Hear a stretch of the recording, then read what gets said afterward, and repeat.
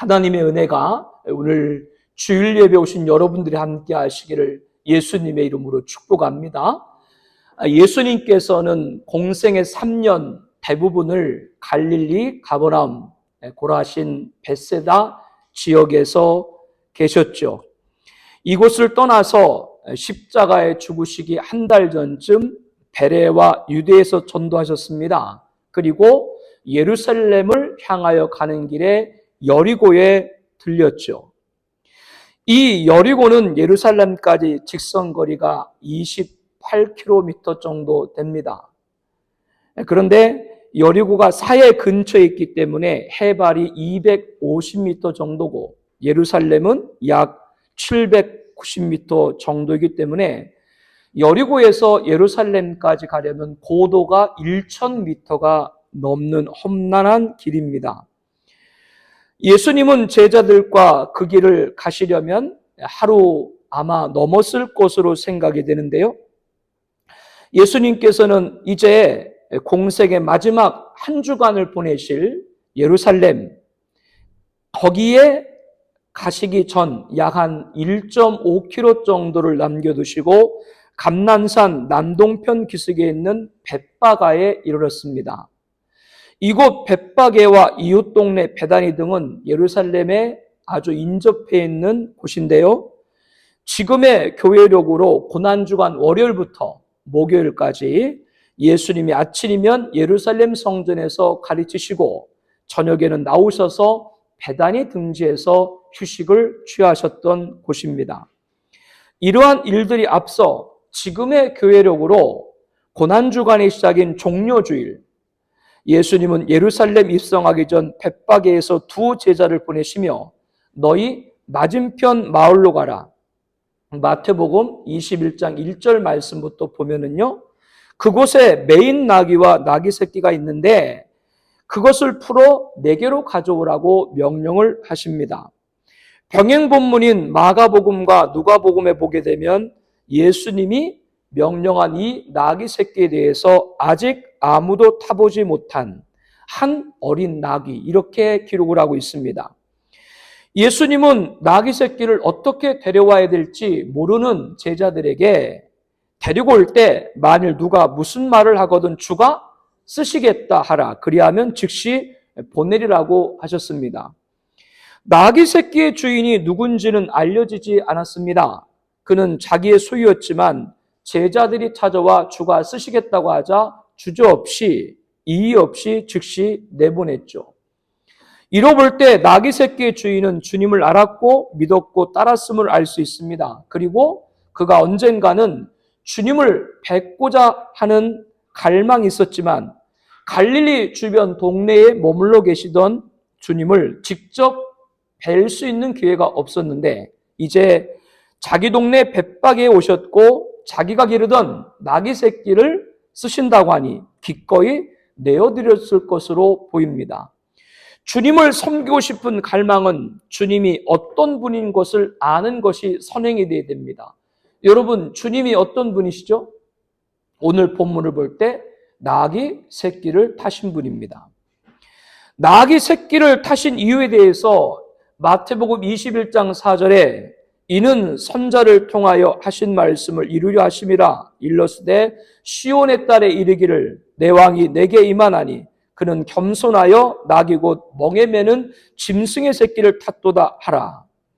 이 말씀은 구약 이사야 62장 11절 말씀을 예수님이 인용한 것입니다.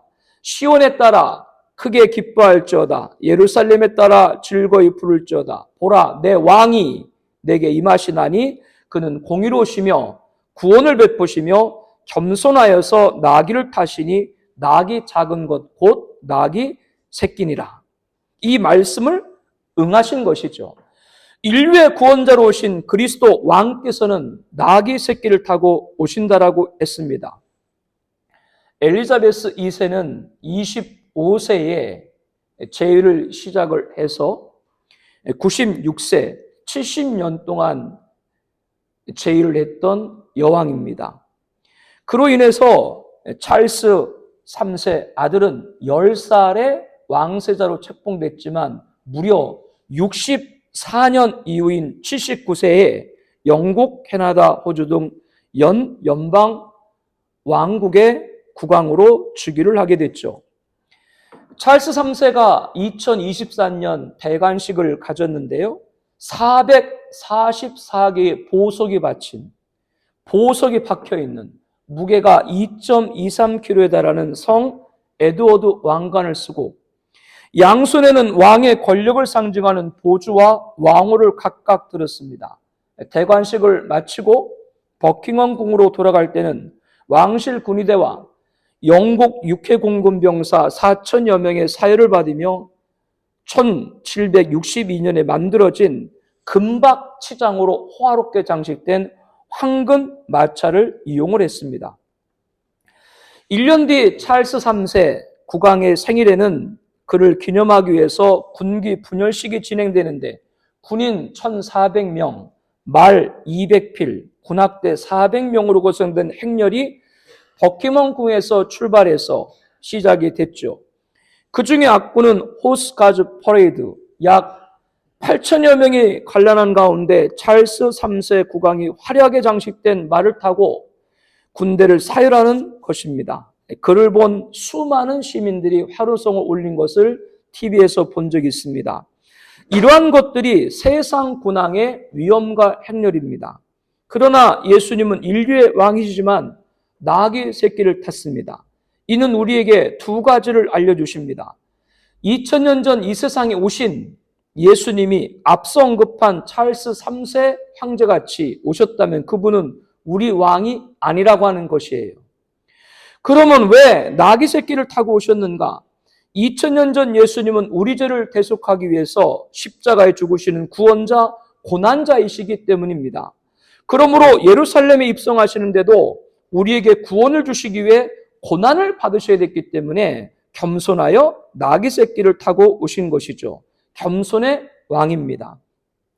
이사야 42장 2절에 그는 외치지 아니하며 목소리를 높이지 아니하며 그 소리를 거리에 들리게 하지 아니하며 예루살렘에 입성하신 다음 5일 후면 예수님은 십자가에 달리십니다. 그것을 아심에도 불구하고 아무 말도 하지 않으시고 겸손히 죽음을 향해 묵묵히 그 길을 걸어가고 계신 것이죠. 예수님은 겸손의 왕입니다. 지난 주일 말씀에 예수님께서 천국의 제자, 천국의 큰 자가 누구인가를 제자들에게 알려주셨죠. 이방인의 집권자들과 그들의 임의로 주관하고 그 고관들이 그들의 권세를 부리는 줄 너희가 알거니와 예수님은 제자들에게 너희들도 아는 바 같이 세상의 왕, 통치자들은 백성을 강제로 지배하고 높은 사람들이 백성을 권력으로 내리누른다. 그런데 왜 너희들도 그와 같이 세상의 권세를 갖고 백성들을 강포하려 하느냐? 너희 중에는 그렇지 않아야 된다라고 말씀을 했습니다. 그리고 이어서 너희 중에 누구든지 크고자 하는 자는 너희를 섬기는 자가 되라. 너희 중에 누구든지 으뜸이 되고자 하는 자는 너희 종이 되어야 하리라 라고 하셨죠. 너희가 천국에서 큰 자가 되려면, 으뜸이 되는 자가 되려면 어떻게 된다고 말씀을 했어요? 섬기는, 어느 정도 섬기게 된다? 종으로까지 낮아져야 된다. 마태복음 12장 11절에 하나님께서는 예수님에게 보라, 택한 나의 종, 보라, 내가 택한 나의 종. 예수님은 하나님의 뜻을 종으로서 이루셨다. 이렇게 말씀을 하고 있습니다. 이 종으로 오신 예수님, 그렇기 때문에 그 예수님이 누굴 타신 거예요? 뭐를 타신 거예요? 나귀 새끼를 탄 것이죠. 종이기 때문에 나귀 새끼를 탔다라고 하는 겁니다. 황제들이 타는 말을 보면 말 띠들이게 뭔지 알아요? 금으로 장식된 말 가슴과 엉덩이에 길게 내리띠는 장식이 있죠. 이게 말띠리개입니다. 이것을 갖다가 치렁치렁하게 장식을 하고 백마를 탑니다. 북한의 김정은도 그렇고 왕들은 말들 가운데 주로 백마 타는 걸 좋아하죠. 왜 그럴까요? 요한계시록 19장 11절에 내가 하늘이 열린 것을 보니 보라 백마와 그것을 탄 자가 있으니 그 이름은 충신과 진실이라 그가 공의로 심판하며 싸우더라. 장차 재림하실 예수님께서는 하늘에서 내려오실 때 뭐를 타고 오신다고요? 백마를 타고 오신다고 했습니다. 세상의 왕들은 예수님, 재림하실 예수님을 흉내를 내는 거예요. 김정은이 백마 타는 거 보셨어요? 백두산에서? 근데 그거 보면은 평화가 오는 것 같아요? 그 대모 같은 사람이 그 백마도 불쌍하다. 해필이면 왜 그 대모 같은 사람을 태워가지고 얼마나 힘들겠어요? 백마는 평화를 상징합니다. 지난 역사에, 오늘 역사에, 장차 역사에 백마를 타고 온다라고 세상 군왕들이 이런저런 자들이 있을지라도 세상에 평화를 가져올 수 없습니다. 세상의 평화는 다시 오실 예수님인 줄로 압니다. 예수님께서는 2000년 전에는 구원자와 고난자로 오셨기 때문에 겸손함으로 나귀 새끼를 타셨지만 종말에 다시 오실 예수님은 승리자와 심판자, 만왕의 왕으로 오시기 때문에 백마를 타시는 줄로 압니다. 주 재림 때 백마를 타시고 승리자, 심판자로 오실 그날이 이르기까지는 나귀 새끼를 타신 겸손하신 주님이 달리신 십자가의 대속의 은혜가 계속되는 줄로 믿습니다. 그 은혜 안에 우리가 사랑하는 중반이들이 함께하기를 축복을 합니다. 그러므로 우리도 주님 오시는 그날까지 겸손히 아버지 하나님의 뜻을 따른 예수님같이 겸손하게 하나님의 뜻을 따라야 된다라고 하는 것이죠. 주님이 어떤 분이시라고요? 새끼 나귀를 타신 분입니다. 새끼 나귀를 타시고 예루살렘에 입성하신 겸손의 왕인 것이죠. 하늘 영광을 버리신 겸손입니다. 뭐까지 버리셨다고요? 하늘 영광을 버리신 겸손입니다. 그렇다면 우리도 나귀 새끼 주인같이 주가 쓰시겠다고 할 때 기꺼이 내어드리는 섬김을 축복합니다.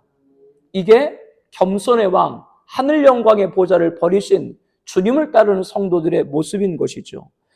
누가복음 19장 31절에 보면 만일 누가 너희에게 어찌하여 푸느냐 묻거든 말하기를 주가 쓰시겠다라. 이 말은 제자들은 주인에게 한마디 말도 없이 양해도 구하지 않고 그냥 예수님 말씀만 듣고 나귀 새끼 고삐를 풀었다라고 하는 것이죠. 그런데도 주인은 주가 쓰시겠다고 하자 아무런 대응을 하지 않았습니다. 왜 그렇게 했을까요?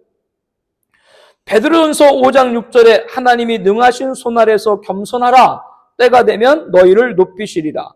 하나님은 아들로서 나귀 새끼를 타시고 아버지 하나님의 뜻을 겸손하게 십자가 이루신 예수님을 하나님이 정하신 때 종말에 백마를 타고 승리자와 심판자 만왕의 왕으로 임하게 할 줄로 믿습니다. 우리도 마찬가지예요. 겸손하게 내어드리면 주를 섬기면 반드시 하나님이 정하신 때에 높여주실 줄로 믿습니다. 겸손은 드리는 거예요. 마태복음 21장 6절에 제자들이 가서 예수께서 명하신 대로 하여 나귀와 나귀 새끼를 끌고 와서 거기 자기들의 겉옷을 그 위에 얹으매 예수께서 그 위에 타시니 무리의 대다수는 그들의 겉옷을 길에 펴고 다른 이들은 나뭇가지를 베어 길에 펴고 앞서 가고 뒤에서 따르는 무리가 소리 높여 이르되 호산나 다윗의 자손이여 찬송하리로다. 주의 이름으로 오시는 이여 가장 높은 곳에서 호산나더라. 예수께서 예루살렘에 들어가시니 온 성이 소동하여 이르되 이는 누구냐 하거늘 무리가 이르되 갈릴리 나사렛에서 나온 선지자 예수라. 제자들이 예수님께서 명령하신 대로 나귀 새끼를 끌고 와서 자기들의 겉옷을 그 위에 얹었고요. 예수님께서 그 위에 타시니 지금 벳바게에서 예루살렘까지 1.5km 되는 그 거리에는 주님을 맞으러 온 무리들 대다수의 겉옷을 길에 폈고 종려나무 가지를 베어서 그 길에 폈습니다. 대통령과 국빈 등이 서울공항 전용기로 트램에서 내릴 때 붉은색 양탄자 위를 걸으며 좌우에 도열하는 이들의 환영에 인사를 받는 것과 다르게 무리의 겉옷과 종려나무 가지를 까다오는 길은 겸손한 왕, 나귀 새끼를 탄 것과 조화를 이룬다라고 할 수가 있습니다. 예수님의 앞에서 가고 뒤에서 따른 무리가 소리 높여 호산나 다윗의 자손이여 찬송하리로다. 병행복문에는 가장 높은 곳에서 호산나, 주의 이름으로 오시는 이 곧 이스라엘의 왕이시여 소리치며 환영했습니다. 예수님께서 예루살렘에 들어가시니 금세 온 성에 소동이 일어났죠. 이는 누구냐? 여기저기서 묻자 무리가 대답을 합니다. 갈릴리 나사렛에서 나온 선지자 예수다. 나사렛이란 말을 우리들이 한번 주목해 볼 필요가 있습니다. 예수님이 자라신 곳은 나사렛 동네에 가서 사니 이는 손자로 하신 말씀에 나사렛 사람이라 마태복음 2장 23절에 말씀합니다. 선지자, 즉 예수님이 태어나신 베들레헴도 구약 성경에 예언되었고 예수님이 자라실 성장지도 성경에 예언되어 있습니다. 이사야 11장 1절에 보게 되면 나사렛에서 사실 것이다 라는 그런 말씀에 직접 표현 없습니다만은 이 나사렛은 히브리어로 넷지르입니다. 그 뜻이 가지, 자손을 뜻합니다. 그래서 넷제르트라고 하는 것은 넷제렛에 거하는 사람, 나사렛 사람 그런 뜻이 되죠. 다윗의 할아버지 이새의 줄기에서 한 싹이, 그 뿌리에서 한 가지가 나오는데 다윗의 족보에서 누가 나온다는 거예요? 나사렛 사람으로 불린 예수님이 나올 것이다. 한 가지, 그 가지가 나사렛이라고 하는 것입니다. 그래서 복음서에는 예수님을 호칭할 때 사람들이 어떻게 불렀어요? 나사렛 사람 예수요. 그리고 우리 본문에는 마태복음 21장 말씀 11절에는 나사렛에서 나온 선지자 예수 이렇게 말씀을 하고 있는 것이죠. 예수님이 자라신 동네 나사렛 뜻은 싹, 순, 가지, 연약하고 보잘것없다는 의미가 있습니다. 나사렛은 당시에도 빈촌이었고 이방 땅과 가까운 갈릴리 지역으로 유대인들은 나사렛을 이방 땅으로 간주했을 정도입니다. 나사렛에서 무슨 선한 것이 날 수 있겠느냐. 이렇게 나사렛 사람을 경멸과 조롱의 대상으로 보기로 했죠. 예수님은 탄생했던 곳도 가장 작은 나이는 베들레헴이었고 내세울 곳이 없는 곳이죠. 성장지였던 나사렛도 특별히 자랑할 만한 것이 없습니다. 심지어 마구간에서 태어나셔가지고 말들의 먹이통인 구유에 누이셨습니다. 이것은 위용 있는 왕궁에 태어난 세상의 왕들과 다른 점입니다. 전혀 그런 곳에서 인류의 구원자, 만왕의 왕이 탄생할 수 있을까? 전혀 생각하지 못한 곳에서 오신 것이죠. 예수님은 십자가에 죽으시기에 오셨기 때문에 겸손의 왕이기 때문에 태어나고 자라신 곳도 그와 같은 곳이었습니다. 이것을 우리에게 대입할 때 고린도전서 1장 26절 말씀에 형제들아 너희를 부르심을 보라 육체를 따라 지혜로운 자가 많지 아니하며 능한 자가 많지 아니하며 문벌이 좋은 자가 많지 아니하도다. 그러나 하나님께서 세상에 미련한 것들을 택하사 지혜 있는 자들을 부끄럽게 하려 하시고 세상에 약한 것들을 택하사 강한 것들을 부끄럽게 하려 하시며 하나님께서 세상에 천한 것들과 멸시받는 것들과 없는 것들을 택하사 있는 것들을 폐하려 하시나니 이는 아무 육체도 하나님 앞에서 자랑하지 못하게 하려 하심이라. 여기 말씀을 보니까 하나님의 택한 자들은 지혜로운 자도 능한 자도 문벌이 좋은 자도 많지 않다. 그런데 그들을 택해서 있는 자들, 가진 자들을 부끄럽게 하신다. 이렇게 하나님이 말씀을 하고 있는 것이죠. 그렇다면 여러분들에게 열등의식을 가질 필요가 없다라고 하는 거예요. 출신, 학벌, 이력, 외모, 능력이 내세울 곳 없나요? 자존감이 약하신가요? 피해의식에 사로잡혀 있나요?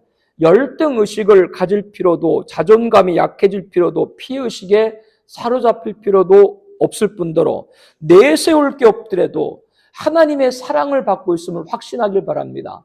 마태복음 12장 11절에 보게 되면 하나님께서 예수님을 가리켜서 보라 내가 택한 나의 종 곧 내 마음에 기뻐하는 바 내가 사랑하는 자로다. 하나님의 뜻 위에서 예수님께서는 종으로 오셨지만 종이지만 누구의? 하나님의 무엇을? 사랑을 받았다.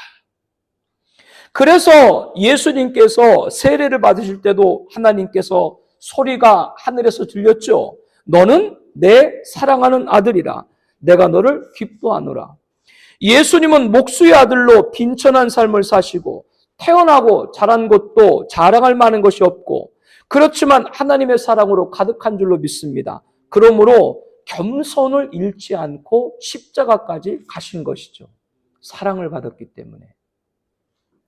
예수님이 태어난 베들레헴은 이스라엘 여러 성읍 가운데 가장 작은 고을입니다. 예수님이 자라신 나사렛은 아주 연약하고 보잘것없는 곳입니다.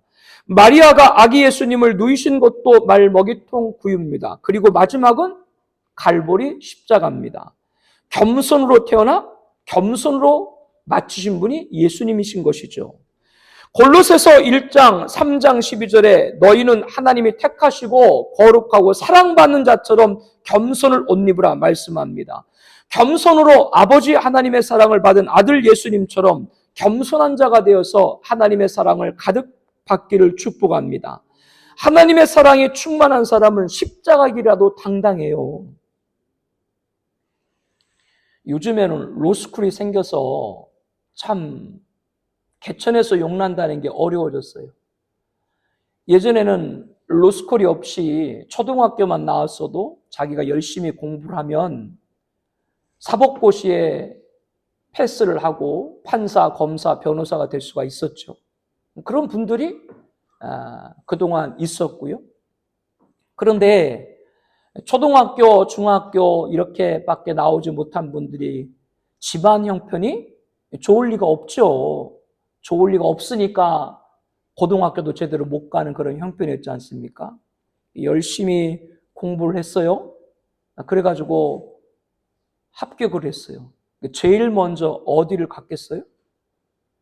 엄마 찾아가죠. 근데 그 엄마가 시장에서 과일, 채소, 가게도 아니고 그 시장길 한 포대에 이렇게 과일 조금, 채소 조금 놓고 그렇게 장사하는 분이 가가지고 자랑을 하는 거죠. 어떻게 보면 부끄러울 수도 있잖아요. 그렇잖아요. 자기는 이제 사법고시 패스해가지고 출세길이 자기 앞에 열려져 있는데 자기 엄마는 그 노점상 길에서 자판을 깔고 장사하고 있으니 부끄러울 수도 있잖아. 그런데 뭐 그 엄마를 붙들고 껴안고 안고 그 시장이 떠나가도록 소리치는 거죠. 내가 사법고시 합격한 게 우리 엄마 때문에 내가 이렇게 됐다. 그러니까 뭐 시장 사람들이 다 박수를 치고 환호하고, 왜 노점상인데도 불구하고 이 아이는, 그 자녀는 엄마를 제일 여길까? 노점상 엄마여도 그 엄마의 사랑을 가장 많이 받았거든요. 그러니까 하나님의 사랑을 가득 받은 사람들은 십자가 앞에서도 당당한 거예요. 그러니까 여러분들이 지금 어느 순간 무엇을 하든지 내가 십자가의 사랑이 우리 안에 있는가, 하나님의 사랑이 우리 안에 있는가, 여러분들이 날마다 생각하는 여러분 되시길 축복을 합니다. 보라, 택한 나의 종. 종이지만 겸손해서 예수님께 하나님 뭐라고 그랬다고요? 내 사랑하는.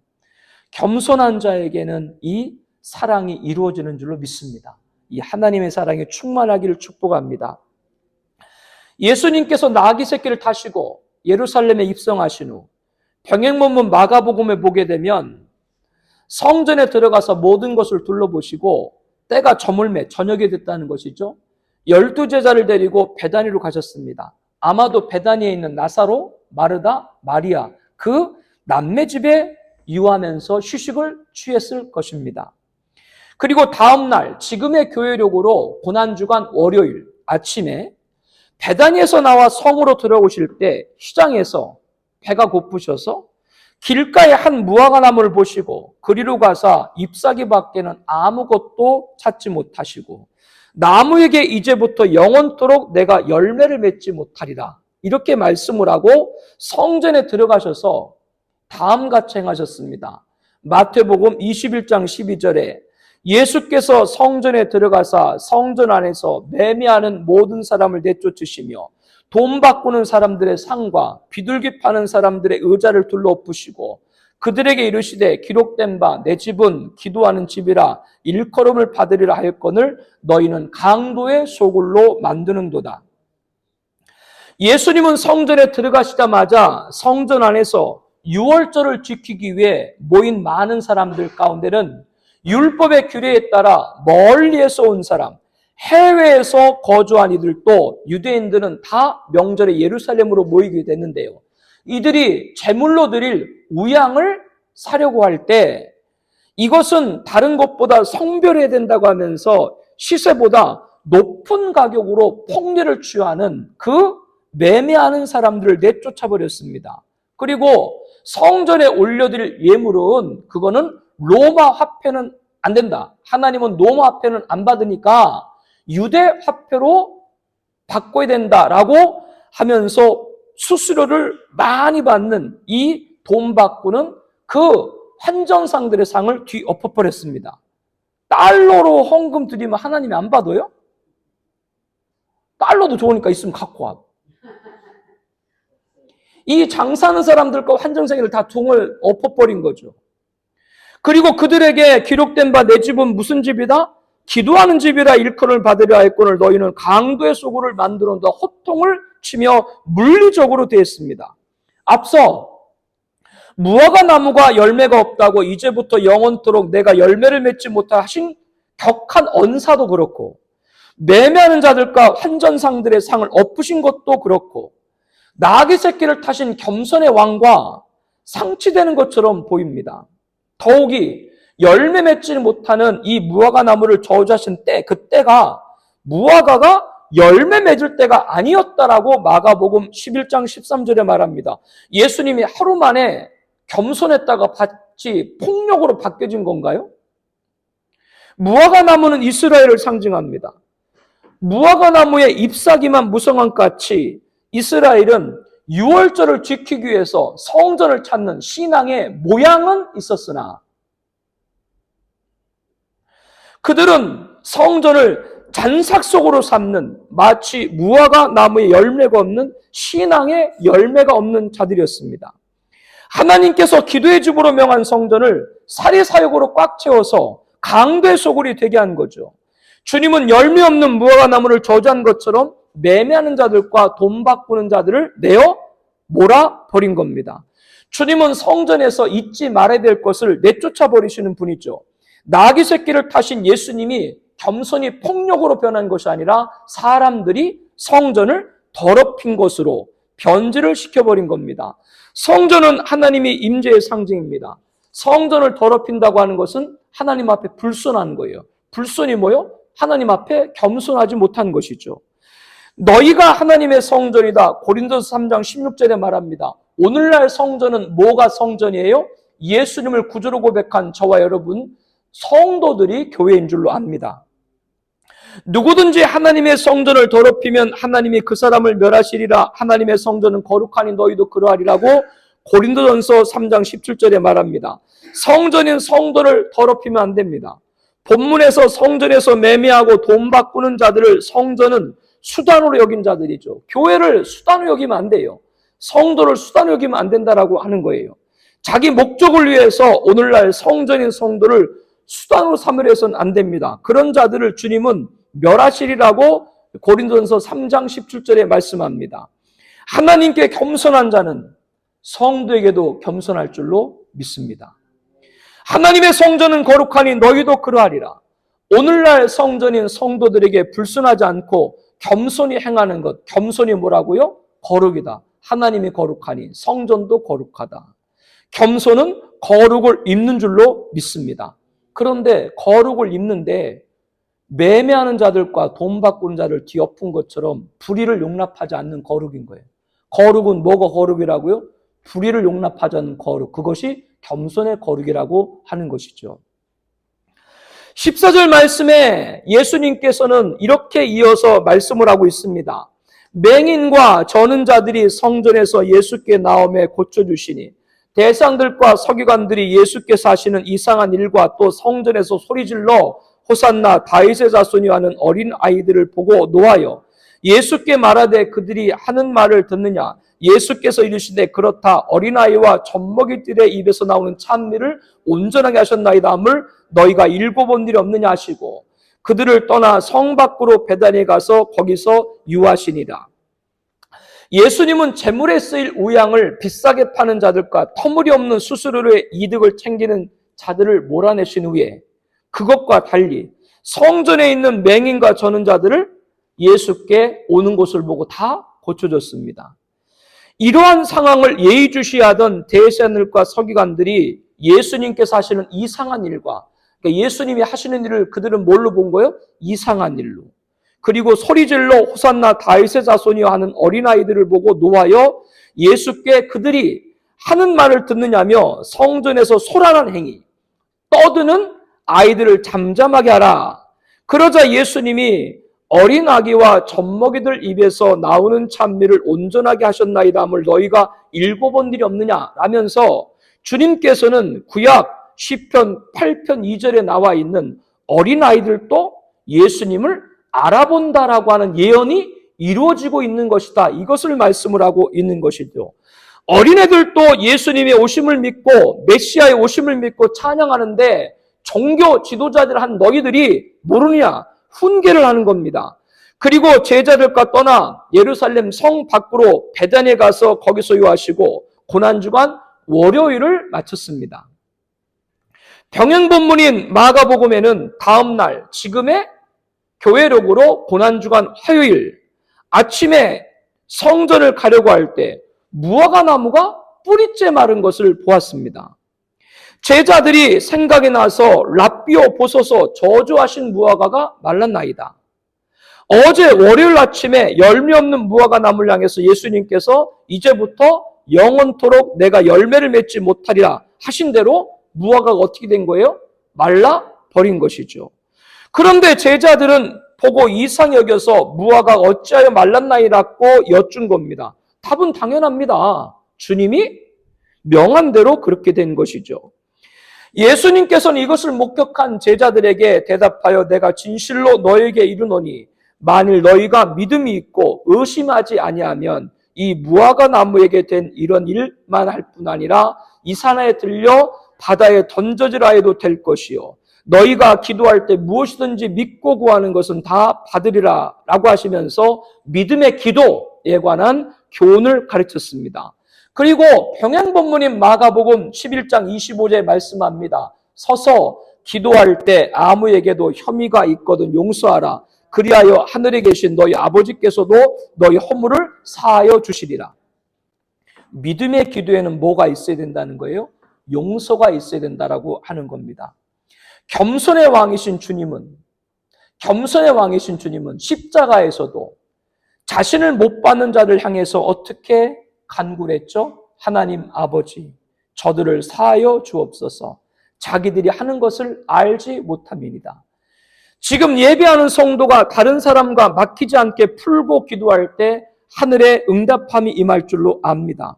믿음의 기도를 드리는, 능력의 기도를 드리는, 역사의 기도를 드리는 성도에게는 겸손하신 주님의 용서가 있기를 바랍니다. 겸손은 뭐요? 용서를 이루는 거예요. 지금 교회력으로 고난주간 둘째 날 화요일 예수님은 성전에 들어가서 가르칠 때 대상들과 백성의 장로들이 나와서 무슨 권위로 네가 이런 일을 하느냐? 너에게 이 권위를 준 자가 누구냐라고 물었습니다.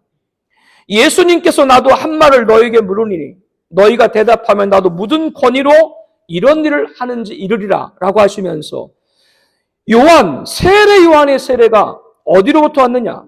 하늘로부터 왔느냐? 사람부터 왔느냐? 그러자 대상들과 장로들이 서로 의논해서 만일 하늘로부터라고 하면 그러면 너희들이 왜 세례 요한의 말씀을 따르지 않았느냐? 이렇게 될 것이고 만약에 사람으로부터 왔다라고 하면은 많은 사람들이 세례 요한을 따르기 때문에 그것 또한 공경, 백성이 무섭기 때문에 두려웠고 이렇게 저렇게 답해도 곤란에 빠질 것 같으니까 알지 못한다 그렇게 답을 했어요. 이에 예수님께서는 나도 무슨 권위로 이런 일을 하는지 너에게 이르지 아니한다라고 하면서 두 아들의 비유를 통해서 답을 대신했죠. 두 아들의 비유 잘 아시죠? 28절에 너희 생각에는 어떠하냐? 어떤 사람에게 두 아들이 있는데 맏아들에 가서 이르되 얘 오늘 포도원에 가서 일하라니 대답하여 이르되 아버지 가겠나이다 하더니 가지 아니하고 둘째 아들에게 가서 또 그와 같이 말하니 대답하여 이르되 실소이다 하였다가 그 후에 뉘우치고 왔으니 그 둘 중에 누가 아버지의 뜻대로 하였느냐 이르되 둘째 아들이니이다. 예수께서 그들에게 이르시되 내가 진실로 너에게 이르노니 세리들과 창녀들이 너희보다 먼저 하나님 나라에 들어가리라. 예수님은 대상들과 장로들에게 너희 생각엔 어떠느냐라고 하시면서 어떤 사람에게 두 아들이 있는데 맏아들이 가서 이르되 얘 오늘 포도원에 가서 일하라 하니까 대답하여 맏아들이 뭐라 그랬어요? 아버지 가겠나이다. 그리고 가지 아니했죠. 반면에 둘째 아들에게 그와 같이 말하니까 대답하여 처음엔 뭐라 그랬어요? 실소이다 라고 했다가 참 대단해. 아버지 앞에 실소이다 그렇게 말하는 것도 대단해. 개성이 강한 사람들이 요즘 너무 많아. 그런데 그 후에 뉘우치고 갔으니 그 둘 중에 누가 아버지 뜻대로 하였느냐? 이에 둘째니다라고 대사들과 장로들이 답을 했습니다.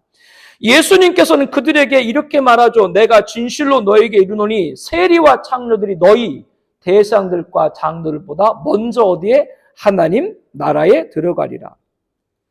우리가 마태복음 9장 말씀에도 함께 나눴습니다만 대상들과 종교자들이 예수님이 마태 집에 앉아서 음식을 잡수실 때 많은 세리와 죄인들이 함께 앉은 것을 봤잖아요.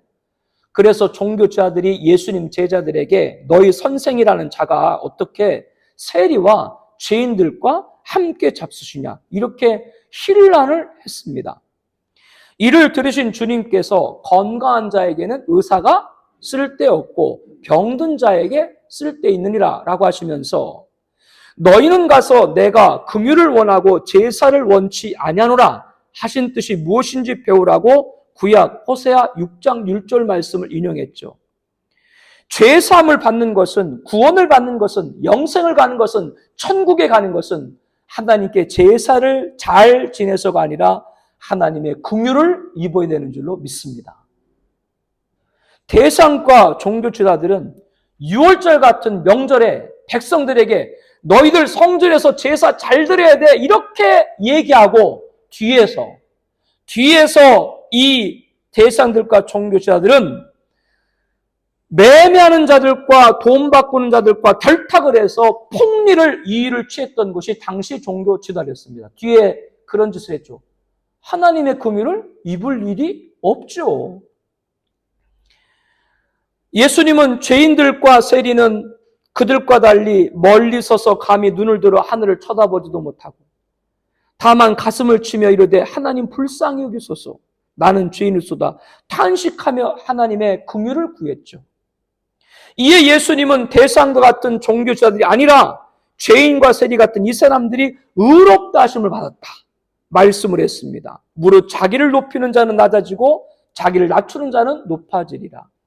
본문에서도 두 아들 비유에 뭐라고 예수님 말씀했어요? 내가 진실로 너에게 이르노니 세리와 창녀들이 너희 대상과 종교지도자보다 먼저 하나님 나라에 들어가리라.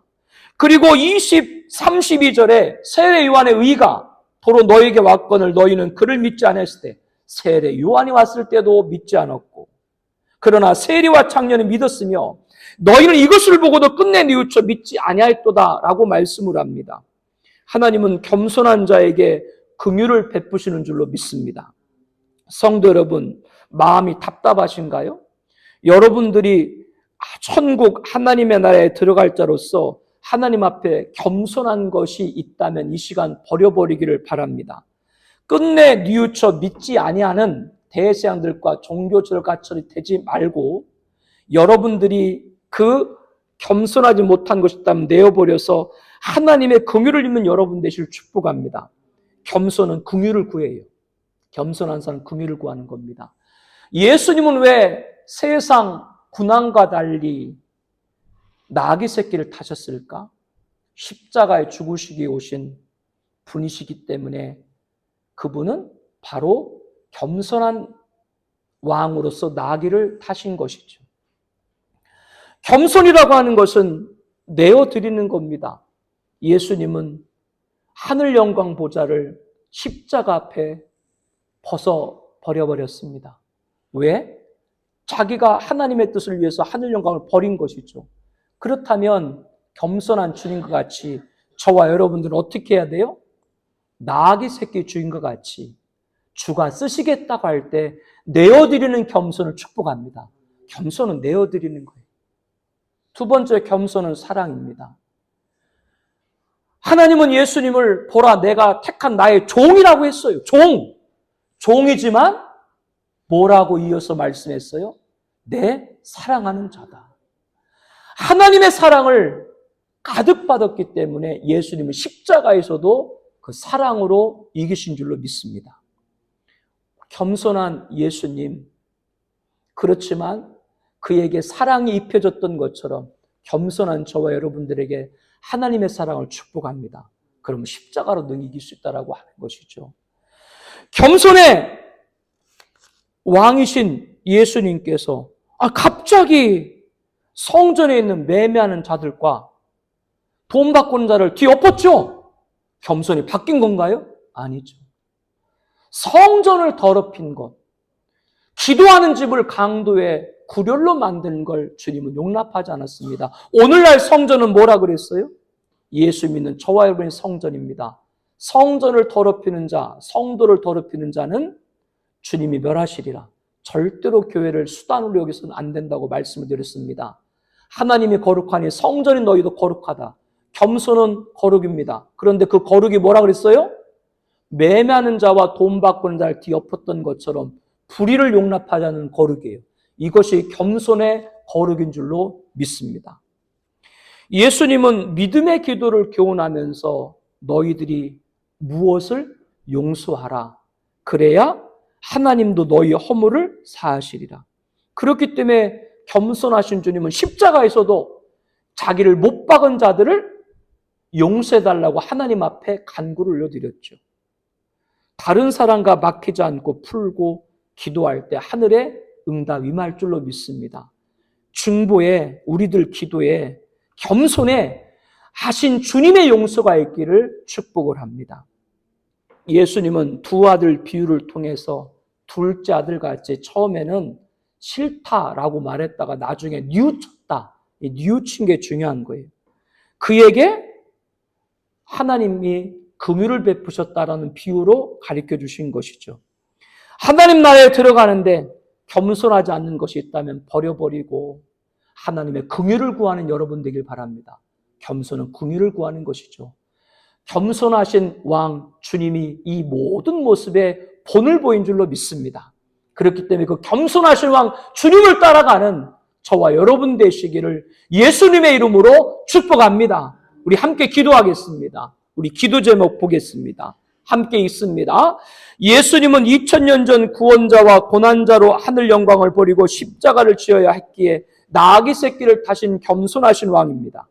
우리도 나아기 새끼 주인과 같이 주가 쓰시겠다고 하실 때 겸손으로 내어드릴 수 있게 하옵소서. 재림주는 승리자와 심판자 만왕의 왕으로 백말 타고 오십니다. 우리도 하나님이 정하신 때 높여주시옵소서. 예수님이 태어나고 자란 곳도 자랑할 만한 것이 없었지만 하나님의 사랑으로 가득했습니다. 그러므로 겸손하게 십자가까지 가신 겁니다. 아버지 하나님의 사랑을 받은 아들 예수님처럼 겸손한 자가 되게 하옵소서. 충만한 하나님의 사랑으로 십자가에서도 당당하게 하옵소서. 날마다 겸손한 자에게 주시는 하나님의 사랑이 가득하게 하옵소서. 예수님은 성전을 강도의 소굴로 만드는 장사꾼과 환정상들을 몰아냈습니다. 하나님의 인재 상징인 성전을 더럽히는 것은 하나님께 겸손하지 못한 불순입니다.